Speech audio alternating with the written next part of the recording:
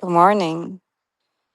This is today's live, and then I will also put out this writing for people on the Substack. And then this is also the Gospel of Thomas. So part of this will be out to everyone. The Gospel of Thomas is for my paid subscribers, which I am up to 11. And I lost 2 from speaking my mind yesterday. So that's good. I'm fine with that. Here we go. 224 pages. 224.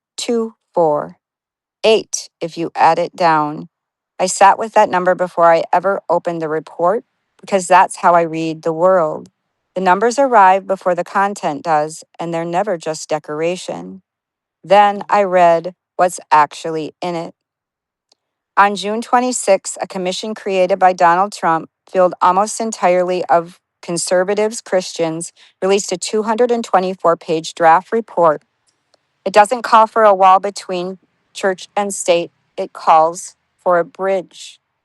The report says the wall was never real, was never what the founders meant, was a misreading of Jefferson that got out of hand. It recommends the Department of Justice fund lawsuits defending the 10 Commandments displays in public school. It supports school chaplain programs. It frames all of this around religious liberty. Here's the problem, and it's not subtle. Nearly a third of American adults, 29% per Pew's most recent study, which was 2023, of the religious landscape, are religiously unaffiliated. Among people under 30, that number climbs to nearly half. The Commission's own report expresses virtually no concern for any of them. It doesn't address the growing share of Americans who don't practice any faith at all. It starts from one assumption and never questions it, that Christianity deserves the privileged seat in American life and everyone else can find a folding chair. That's not neutrality. That's not liberty. That's favoritism wearing liberty's clothes. Let's talk about originalist. The report leans hard on originalism, which is what I have been teaching my students all year. Source, go to the source. What did the founders really mean before it got corrupted? But here's what nobody defending this report wants to sit with. Public schools, as we understand them, did not meaningfully exist in 1776. Compulsory tax funded public education did not take shape until the 1830s and 40s, decades after the Constitution was ratified. Whatever schooling existed before that was mostly church run, a congregation teaching its own children in its own building and to its own kids and family who'd chosen to live there. It's not analogous to a public school in 2026, serving every family in a district regardless of faith, funded by every taxpayer regardless of belief. There is no original intent to appeal here because the founders were never asked this question. The category didn't exist yet. You cannot go back 250 years to men who were some of them literally slave owners and ask them to settle a dispute about an institution that came into being 2 generations after they died. Now let's talk about where this fusion actually comes from, because it's older than this report wants you to know and worse than religious heritage. Popular history likes to say Constantine picked the Bible's books at the Council of Nicaea in 325 CE. That's not quite right. The real story is sharper. Nicaea wasn't about the canon, it was about doctrine. It was where the church, under an emperor's authority, for the sake of imperial unity, took a live, contested theological argument, which was Jesus divine, co eternal with God, or something else, and settled it by a vote enforced it and made disagreement with it heresy. That's the actual moment religion and empire became one instrument, and mega is asking you to go back to it. Not scripture selection, power wielding belief to unify a state, which is what makes the 224-page report so recognizable. It isn't reaching for the actual ethical center of what Jesus taught in the earliest layers of the gospel material. Radical inclusion of the poor and unclean, forgiveness over retribution, suspicion of religious authority who use doctrine to hoard power. Think about that for a minute. An outfit that wanted that would be organizing around care for migrants, the sick, the indebted. This report reaches for tablets and a DOJ litigation strategy, law and enforcement, not love and inclusion. That's the tell. It's wearing the name, it isn't carrying the teaching of Jesus. What I actually believe, since you asked, and since I never ask you not to ask, I don't think you need a book to access God. I think the doctrine, any doctrine, mine included, is a finger pointing at the moon, not the moon itself. I think every single one of us is a channel. Whether we call it that or not, and the parts of the scripture that still breathe are the parts written by people doing exactly what I do at 3 a.m. and what you could do if anyone ever told you that you were allowed. The difference between a living practice and a cult isn't the presence of doctrine. Every tradition has some. The difference is whether the door stays open, whether you can disagree, revise, walk out with what you came for. My work only works if I keep pointing you back to your own source. Doctrine turns into control the moment someone freezes it and starts enforcing the freeze it starts enforcing the freeze with power instead of invitation. That's the whole argument, actually, underneath the constitutional one, underneath the historical one. This report wants to freeze one tradition's answer and back it up with the machinery of the state. Religion is not supposed to need a badge and a courtroom.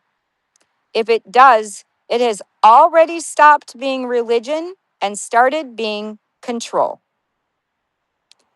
A word on whose 10 commandments exactly.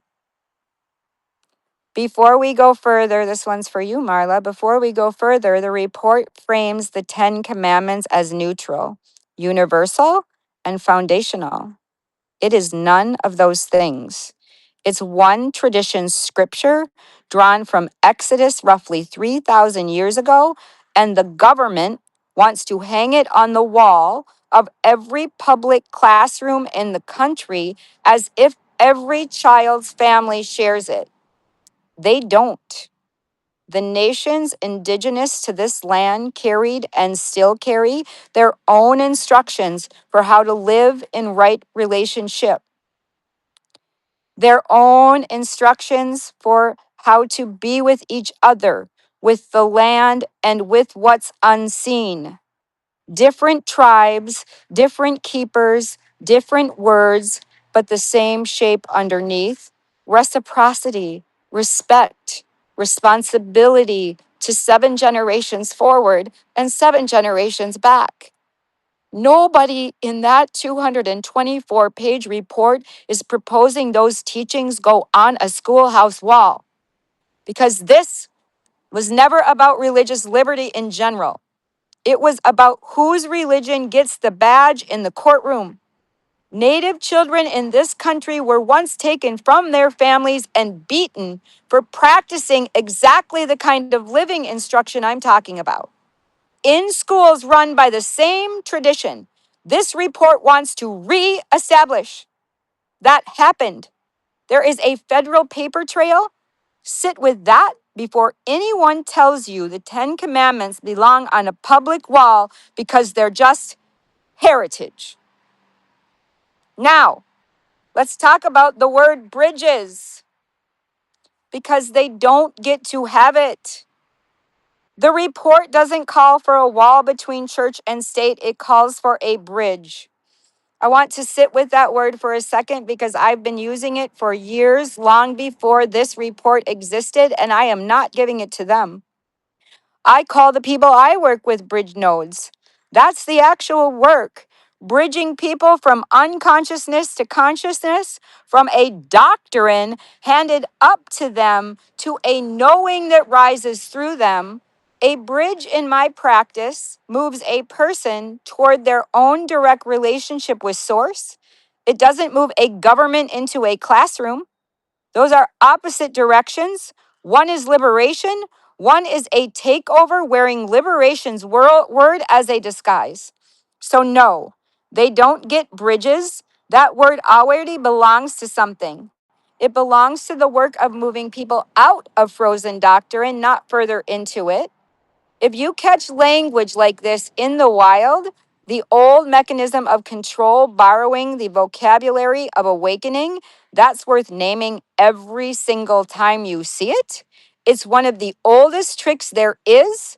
Steal the word before anyone stops to check what's actually doing. It's like what they're doing with Antifa right now. Antifa is not even an organization. It stands for anti-fascist, and they've made Antifa a terrorist organization. It's not even an organization. So literally you would have to be a fascist in order to name Antifa a terrorist organization. You do the math on that one, okay? And while we're undoing borrowed authority, let's talk about Paul. Here's a fact that should stop everyone reading this cold. The man whose writing shaped more of institutional Christian doctrine than anyone else. Sin, salvation, atonement, the theology most churches still preach from every Sunday, never met Jesus. Not once, not in life. His entire authority rests on a private vision he claimed happened after Jesus already died. His letters are the earliest Christian writing we have, predating even the Gospels by a decade or more, which means the most doctrinally dominant voice in what became Christianity was a man building an entire theological system from personal revelation layered on top of secondhand story before anyone had ever written down what Jesus reportedly said and did. We built a global religion's doctrinal skeleton on top of one man's interpretation, and then once his interpretation calcified into official teaching, everything that disagreed with it got buried. Literally buried in jars in a desert at Nag Hammadi for close to 2,000 years until 1945. The Gospel of Thomas, the Gospel of Mary, Thunder Perfect Mind, texts that center direct knowing over institutional doctrine that show Mary Magdalene as a spiritual authority, resented and dismissed by the men around her, that don't fit the framework the surviving church needed in order to consolidate power.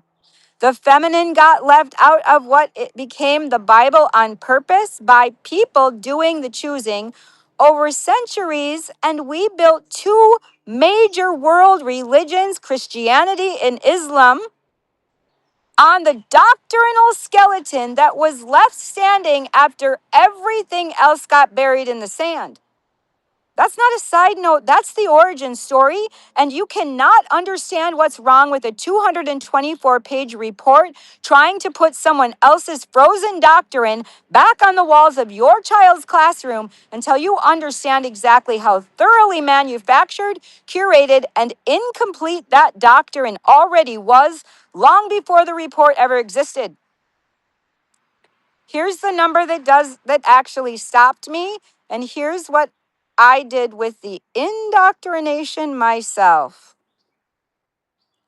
Among adults under 30 in this country, 45% have either left their childhood religion or changed it entirely. Most of them landed on unaffiliated. That's not a fringe trend. That's damn near half a generation walking away from what they were handed. I was raised Lutheran. My father was raised Mormon later in his teenage years, and it made so little sense to him that he became an atheist and a scientist instead. And I don't actually think those two things, God and science, were ever supposed to be separate. I'd call myself a scientist and a source coded individual both. I don't need somebody else's doctrine handed to me as the only valid map, and I never had.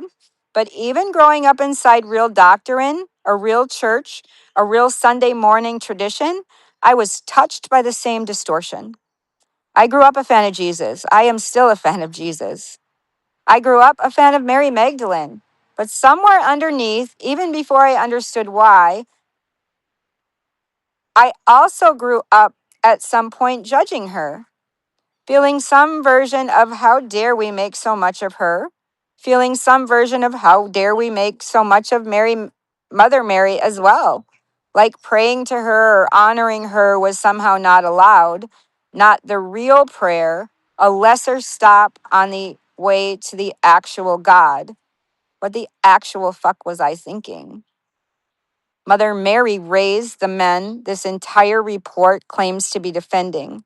The man this entire report claims to be defending. She and whoever raised him alongside her did it without crushing him into a category, without indoctrinating him into smallness, and let him grow into the fullest expression of himself and what he was. That is not a minor accomplishment, especially in that day. That is the whole ballgame. And somewhere in the doctrine I inherited, I was taught without ever being told outright that she wasn't worth a prayer of her own, that Magdalene wasn't worth defending, that the women closest to the story were background, not center. No wonder we have trouble lifting each other up.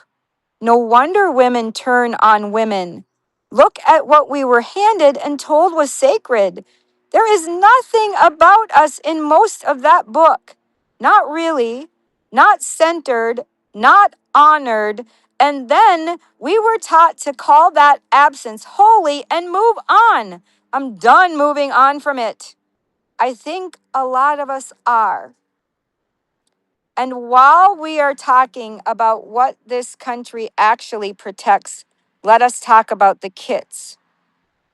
Over 400,000 rape kits in this country sat untested, some for decades, some in warehouses, some simply never sent to a lab at all. That number doesn't expire. It doesn't matter that some of it dates back years. It happened, it's documented, and here's the part that should make every one of us furious. DNA degrades over time, and in most states, the clock on the statute of limitations kept running, and the entire time those kits sat on a shelf, which means some unknown number of those 400,000 cases are now permanently unprosecutable. Not because the evidence didn't exist, but because the system chose not to open it in time. That's not an accident. That's what it looks like when a country's judicial machinery quietly protects perpetrators through inaction and then calls the outcome closure. Put that next to what's happening right now with the Epstein files, a federal judge ruling the DOJ in violation of transparency law Congress passed months of stonewalling, redactions, specifically shielding names in emails discussing trafficking girls as young as 14.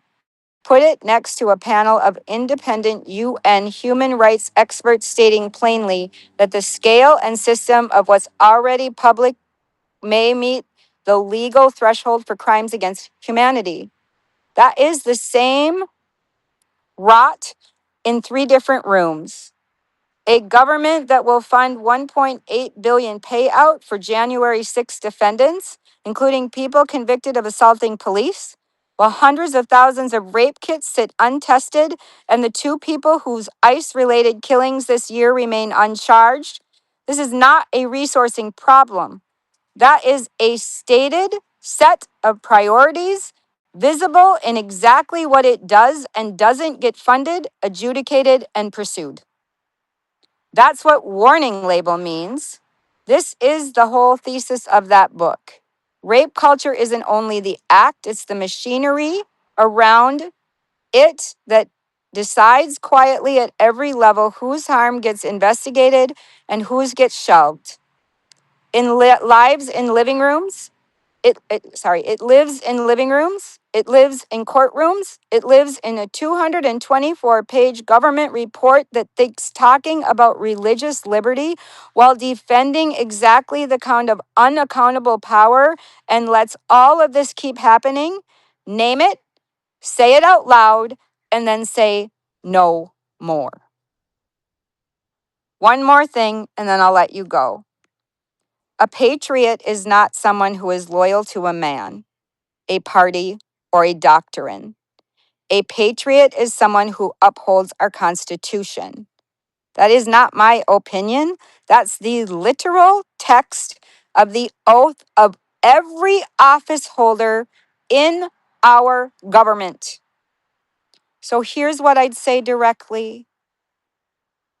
If he were listening, which he isn't, but you are, being a patriot would mean upholding the Constitution you are actively dismantling, not defending it selectively, not funding accountability for your own people while denying it to people who you've decided are disposable. The receipts are already public. History keeps better records than any of us will ever need to. Today is day 6 in abundance for all.